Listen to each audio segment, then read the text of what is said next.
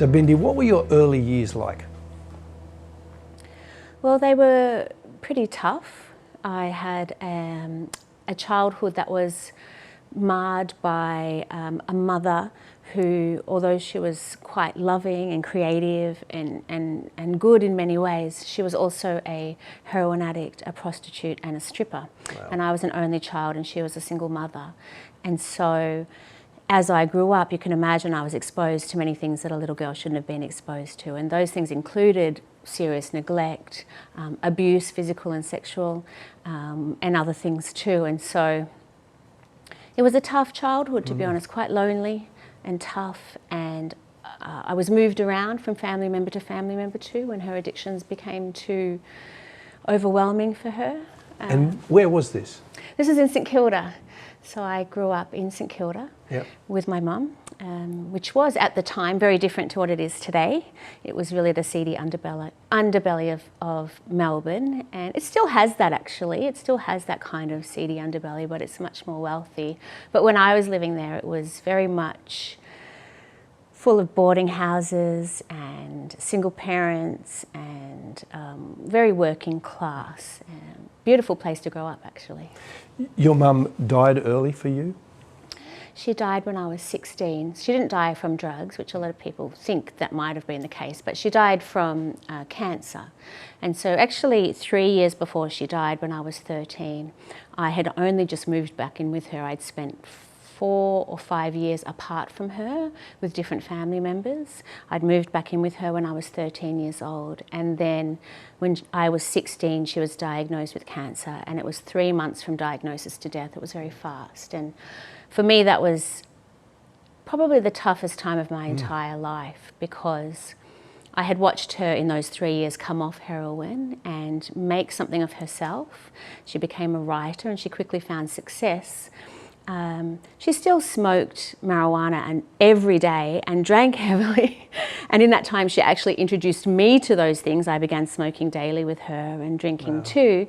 But it was probably the most stable I had been with her. And then to watch her die quite quickly and tragically broke something in me.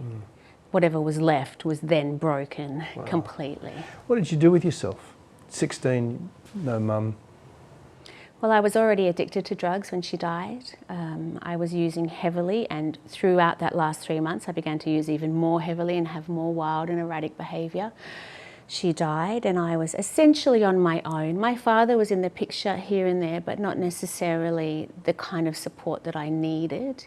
And so I quickly found myself in a relationship with a man who dealt drugs and was physically and verbally abusive.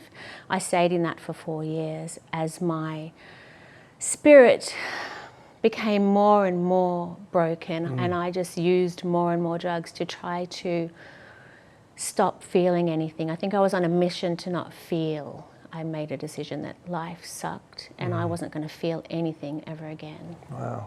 How'd you get out of that? What changed? When I was about 21, I decided that I needed to get out of this relationship. It was going nowhere quickly.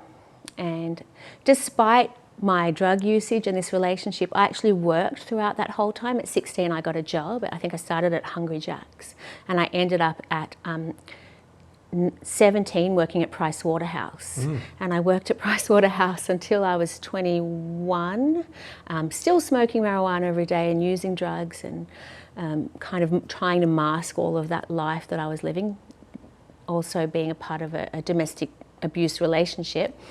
But when I was about 21, I realised that I needed to get out of this. I needed something different. I needed to change something, but I didn't quite know how. And so I broke up with that guy. And I bought a ticket to the UK, which all young people were kind of doing at that time. Everybody would go over to England for a year or two. You could get a working holiday visa. And I got a working holiday visa and I hopped on a plane with $20 in my pocket, thinking that I would arrive and life would be better and I would leave all my problems behind. Of course, that was a lie. I arrived and all my problems came with me. And the day that I arrived, I found someone to use drugs with, the very day I arrived. Goodness. Within a few months, I was living in a house with a drug dealer. I wasn't in a relationship with him, but I was living with him. And I began selling drugs for him in nightclubs in London. Wow. In all of this time with your mum growing up, heading to England, faith, Christian faith, was Christian faith or belief any part of your life at all? Not with my mum, not at all. In fact, I would say that she was an atheist, almost resenting or hating God, and she had grown up. I think she had grown up under Christianity. I think her mother might have attended church and she was baptised, kind of cultural type of Christianity, but she certainly didn't bring that into my world with her. Although when I was 8, I was taken from my mother and eventually landed on my Aboriginal grandmother's doorstep. And she was a Christian, and so she went to church every week in South Melbourne. I think it was called St Luke's Anglican, and she began to take me to church there on a Sunday. And so for a couple of years, from about 8 till 12, I attended church with her on a Sunday, went to Sunday school. She had me baptised and confirmed, and I don't know that it was something that I really took in at that point. I just went with her and did it, but I didn't really have an encounter with God. But I did have an encounter with some pretty nice people. Okay. Yeah. But then when I moved back in with my mum, that all went out the window, and I kind of picked up that atheism again. In fact, there are times when I just mocked Christians. So I remember being a young girl in early high school and seeing a group of Christians evangelising in Footscray, and I thought it would be hilarious if I would write 666 on my forehead and run past them hissing, which I did. And so there was that kind of disdain, I suppose. I think I just thought Christians were weak, victims, unintelligent, needing a crutch, belonging to a cult, all those sorts of things. So you're in London, you're now in a relationship, you're dealing drugs. How does that play out? Not very well. So I was in London for just over a year. Progressively, I think because I was now in another country and I was on my own, I felt no accountability to anyone or anything. Anything that had maybe prevented me from crossing a particular threshold was gone, and so I gave myself completely over to my addictions, completely. And within a year of being in London, I was 42 kilos. I had overdosed 3 times. So I was not using heroin, which my mum had always used. I thought I won't be like her, I'll be different. But I used all the party drugs. And so I would stay up for 2 or 3 nights. And it got to the point after a while that my heart couldn't cope. And so 3 times my heart stopped and I had to be raced to hospital and my breathing stopped. But as soon as I would come to, I would just start using again. I also began to go into a drug-induced psychosis, where my brain would kind of flip out from usage and not sleeping. And I remember getting to a point where I thought, if something doesn't happen, I'm going to die. Like I just knew, it was like I felt death on me. I knew that my body couldn't take another overdose. And it was at that point that I began to try to get some help for myself. But so in that situation, you didn't actually want to die, but you just felt you were in this hole and you couldn't get out. I think part of me, up until confronting the fact of actual death, I thought I wanted to die, but then when it was at my doorstep, I realised, no, I wanted to live. Yeah. And I wanted to do something to make that happen. And I approached a couple of rehabs, but because I was not, because I was in England, I couldn't get a place. And I remember thinking to myself, well, this is it, I can't stop. I couldn't stop what I was doing. I'd wake up every morning thinking, this is the day. And then I would, by that evening, be using again.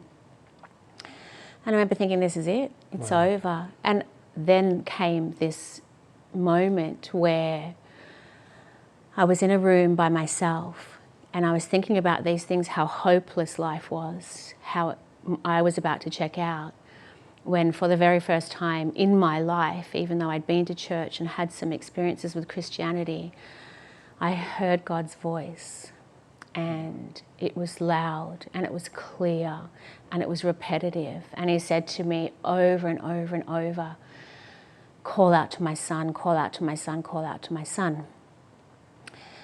And what I didn't realise at the time was that's actually biblical. that no one comes to the Father except through Jesus. And I did. I fell on my knees and I said, help me, Jesus. And within a week of that moment, I was arrested for selling drugs and locked up in prison. Now, you wouldn't have thought that was the answer you were expecting. No. So what difference did that, I mean, clearly being arrested and put in jail is not a great outcome. It wouldn't seem like it, but what was happening there? Yeah, well, that's right. And I hope that never happens to anybody else when you call out to Jesus. But for me, it was exactly what I needed. I needed to be pulled out of life. And from the moment that I walked into that first prison cell, I remember walking through the door of this cell, and it wasn't even in a jail, it was in the police cells. And was like the Holy Spirit hit me in the face. It was like, whew, straight away I walked in and I knew that I wasn't alone. I knew that Jesus was in the cell, and I knew beyond a shadow of a doubt that it was over, that the life that I had lived was finished. I had run so hard and so fast from the pain of my life that I'd ended up in a tiny cell on the other side of the world alone with Jesus. And I knew that this was my opportunity for things to change.